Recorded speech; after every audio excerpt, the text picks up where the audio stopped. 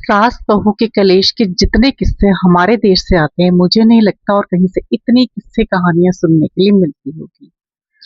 कारण क्या है इसका?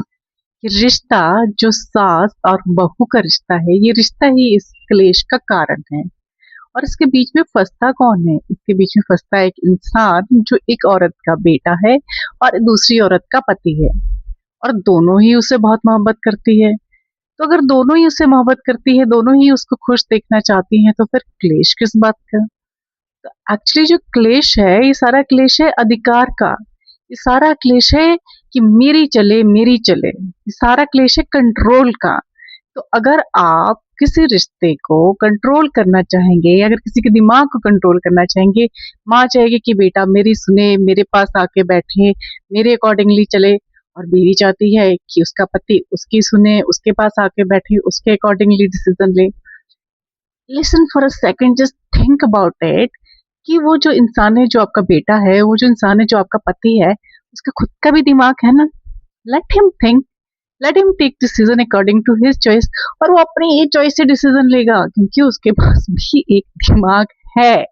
तो आप जो बेकार में कोशिश कर रही है ना, झगड़ रही हैं और अपनी आत्मा को परेशान कर रही है, अपने आप को अशांत कर रही है, इससे कुछ नहीं होने वाला। सिर्फ आप अपना जीवन खराब कर रही हैं, अपनी खुशियों को खराब कर रही है, क्योंकि कोई नहीं आपके कंट्रोल में रहने वाला। एक 10 महीने का बच्चा तो कंट्रोल नहीं होता। तो आप एक 30 साल के आदमी को कंट्रोल कर लेंगी? और करना भी किस लिए है? खुद को कंट्रोल कीजिए, खुद की लाइफ को कंट्रोल कीजिए। मैं कहती हूँ खुद की लाइफ कंट्रोल करने के लिए वक्त नहीं है, कहाँ आप फंसी है दूसरे को कंट्रोल करने के लिए। This is the main problem in our Indian society, that we try to control so much कि हम जीना ही भूल जाते हैं। 24 घंटे हम दूसरों के ही काम पे ध्यान देते हैं कि वो क्या कर रही है, वो कैसे कर रही है, वो क्यों कर रही है, what is our next step. अरे उसको छोड़ दीजिए। अपने आप, आपके पास कितना टाइम है, कितनी लंबी जिंदगी है?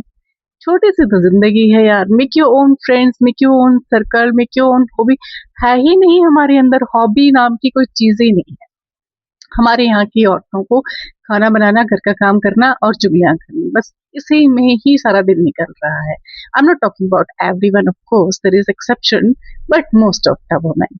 सो अगर आप कोई हॉबी डेवलप कर लेती है, वो हॉबी कुछ भी हो सकती है, वो गार्डनिंग हो सकती है, वो टेलरिंग हो सकती है, डांसिंग हो सकती है, सिंगिंग हो सकती है, anything anything of your choice, जो आप बचपन में करना चाह रही थी और आप नहीं कर पाई बिकॉज ऑफ टाइम और बिकॉज ऑफ द रिस्ट्रिक्शंस और whatever.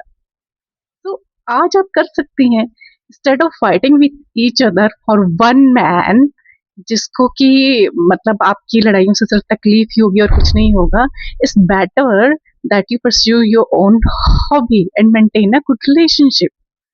This is what I have noticed. आप बताइए, आप क्या कहती हैं?